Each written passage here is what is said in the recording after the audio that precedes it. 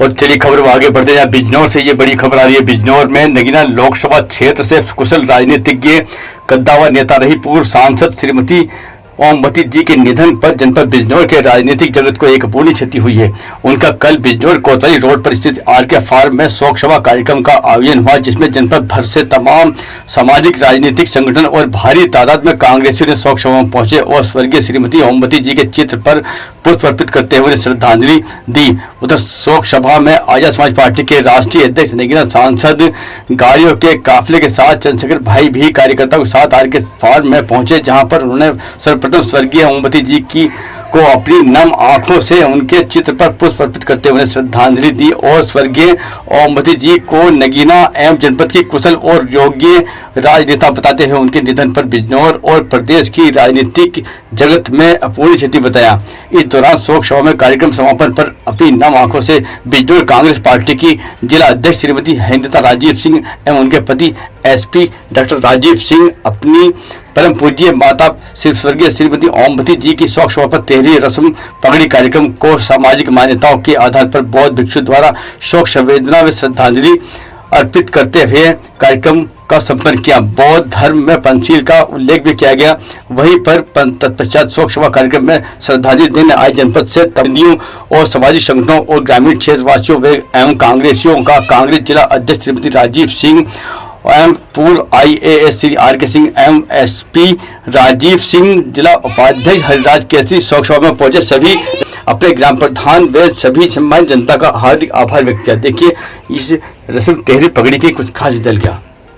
अगर वो इस वक्त साथ होती, उस सपने को पूरा कराने के वक्त साथ होती, वो बहुत खुश होती। मुझे लगता मैंने उनके सर पे एक ताज रख के दिया है, ये मेरी श्रद्धांजलि होती उनके लिए।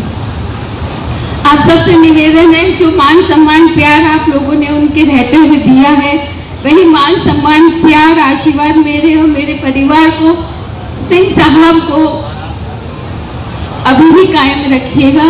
हम लोग उसी तरह से आप सबके साथ आपकी सेवा करने के लिए खड़े हैं और खड़े रहेंगे। बहुत बहुत धन्यवाद। आप सब इतने तादाद में यहाँ पर आए, इतनी गली भरा हुआ है, शब्द कम लग रहे हैं क्योंकि उनके लिए कुछ नहीं बोलो, सब कम ही है। आप सबके इस प्यार के लिए, मान सम्मान के लिए बहुत बहुत धन्यवाद करती हूँ। जो उन्होंने सपना देखा उसको मैं जल्द से जल्द पूरा करूंगी आप लोग के प्यार और आशीर्वाद के साथ। बहुत बहुत धन्यवाद। ओमवती देवी, ओमवती देवी, बहुत बहुत धन्यवाद। सभी प्रबुद्ध जनों को मेरा नमस्कार, जय भीम, नमो बुद्ध है। सभी लोग यहाँ पर आए हैं जो कि मेरी माता जी श्रीमती ओमवती जी की 13वीं के अवसर पर आप लोग यहाँ पर आए हैं और जो सम्मान और जो दृढ़ सपोर्ट आप लोगों ने हम लोगों को दिखाई है, आप लोग यहाँ उपस्थित हैं, उसके लिए मैं दिल से आप लोग का आभारी हूँ। बिजनौर के सभी जनता का, लोगों का दिल से आभारी हूँ कि आप लोगों ने इतना सम्मान दिया है।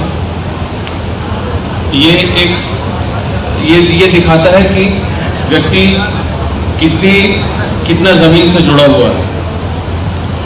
इस अवसर पर मैं ज़्यादा तो नहीं, मगर हाँ एक दृष्टांत मुझे भी सुनाना है अपनी माता जी की लाइफ से।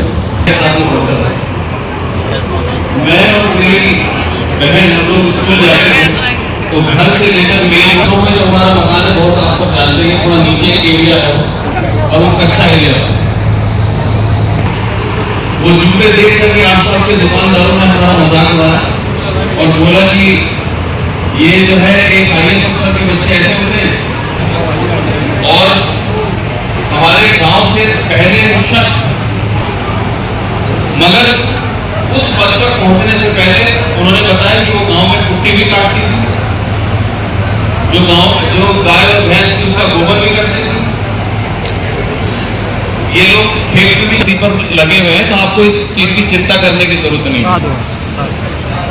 नतीजा ये हुआ कि अगले दिन मैं और मेरी सिस्टर जो है दोनों जूता हाथ में लेके हंसते हुए स्कूल गए। हमें कोई शर्म नहीं आई। तो ये एक बहुत बड़ा संदेश उन्होंने हमें दिया था कि आप जहां कहीं भी हैं अपनी धरती से जुड़े रहें।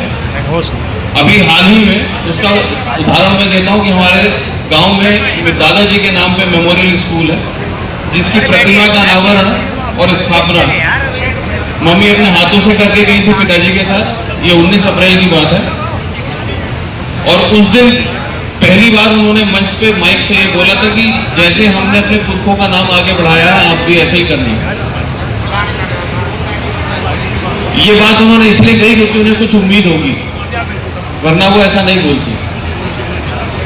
उस दिन भी हम लोग थोड़ा चिंता में हुए कि उन्होंने ऐसी बात क्यों बोली, लेकिन उस दिन भी मैंने मन से यही कहा था कि मम्मी आप परेशान मत होइए, और आज भी उनको याद करते हुए मैं ये कहता हूं कि आप जहां भी हैं परेशान मत होइए, ऐसा ही होगा। उन्हें आप सबका बहुत बहुत धन्यवाद, आप लोग यहाँ पर आए, आभार, दिल से आभार।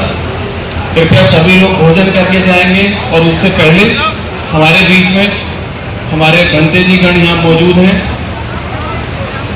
और मेरी माता जी को बहुत आस्था थी तथागत बुद्ध में, उनके धम्म में, तो इसलिए मैं भंते जी से प्रार्थना करूंगा आप लोगों से कि कृपया आप लोग आए, यहाँ सभी लोग मौजूद हैं, कृपया अपने आशीर्वचन दीजिए, उनको आशीर्वाद दीजिए, और हम लोगों को भी आशीर्वाद दीजिए कि हम आगे संघर्ष करते रहें और इसी प्रकार से माता पिता ने जो रास्ता दिखाया है उस रास्ते पे चलते रहें। कृपया भंते जी आ जाएं। और सुनकर भी पता चल गया होगा कि किस संस्कार के लोग हैं। अब मैं भंते जी को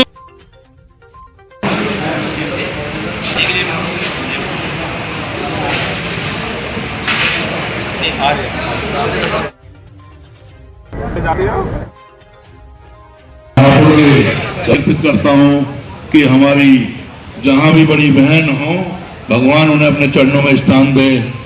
जय ओम शांति शांति। ये बात कहना चाहूंगा हापुड़ जिला शहर कांग्रेस कमेटी की तरफ से, और अपनी तरफ से यही कहना चाहूंगा कि उनके परिवार को इस असहनीय दुख को सहने की दुख के अवसर पर जहां मैं, आप, हमारा पूरा परिवार, भाई राजीव जी को, हमारी राजीव जी की पत्नी, हमारी बहन, उनको, सद्दे बाबू जी को विश्वास, सहयोग और अपनी मंगल कामनाएं भेंट करने के लिए आए हैं। वो अवसर एक ऐसा कष्ट है जिसकी कोई उम्मीद अभी हमें नहीं। उपासिका सद्दे माता जी ओमवती जी, जिन्होंने इस पूरे क्षेत्र का, प्रदेश का नाम अपने काम से, अपने व्यवहार से, सहयोग से ऊंचाइयों पे पहुंचाने का काम किया, वो अचानक से हमें छोड़कर चली गई। उनके जाने का दुख पूरे परिवार पर दिखाई देता है, उनके समर्थकों, सहयोगियों, रिश्तेदारों पर दिखाई देता है। मैं तो बेटे के समान हूं, घर गया, आशीर्वाद बाबूजी ने, मां ने दिया, पूरे परिवार का हमेशा सहयोग मिला, और बेटा होने के नाते अपने परिवार को विश्वास दिलाता हूं कि हम लोग हमेशा आपके साथ खड़े हैं, हर कीमत पे आपके साथ खड़े हैं। और इस दुख में के समय में महामानव तथागत बुद्ध और जगत गुरु सद्गुरु रविदास जी महाराज और सभी संतों, गुरुओं, महापुरुषों का आशीर्वाद आपके ऊपर रहे इस पीड़ा से, क्योंकि राजीव भाई, ऊपर आसमां और नीचे मां, ये जब दूर होते हैं तो बहुत सारी जो है छाया हट जाती है, लेकिन पिता के रूप में अभी भी आपके ऊपर एक बहुत बड़ी छाया है। लेकिन मां का प्यार, उनका आशीर्वाद, बेटा कहीं भी रहे, परिवार कहीं भी रहे, वो हमेशा रहता है। मां भले आज शारीरिक रूप से हमारे बीच में नहीं हो, लेकिन उनका आशीर्वाद हमेशा आपके और मेरे, हमारे और पूरे परिवार के साथ। तो आज उनका जाना हमारे लिए कष्टपूर्ण है, लेकिन उनकी इच्छाएं, उनके सपनों को आपको हमें मिलकर पूरा करना है। तो मैं माता जी के लिए भी महामानव तथा जगत गुरु सतगुरु रविदास जी महाराज और तमाम संतों गुरु महापुरुषों से प्रार्थना करता हूँ कि वो अपने चरणों में उनको स्थान दें और इस दुख की घड़ी में हमें हिम्मत, ताकत और पूरे परिवार को संबल दें कि पूरा परिवार मिलकर फिर से खड़ा हो और उनके अधूरे सपनों को पूरा करें। इन्हीं सब बातों के साथ मैं अपनी वाणी को विराम देता हूँ और आप सब लोग जो यहाँ पहुंचे हैं परिवार का दुख बांटने के लिए, उनका इस दुख की घड़ी में यहाँ पहुंचने पे स्वागत करता हूँ। जय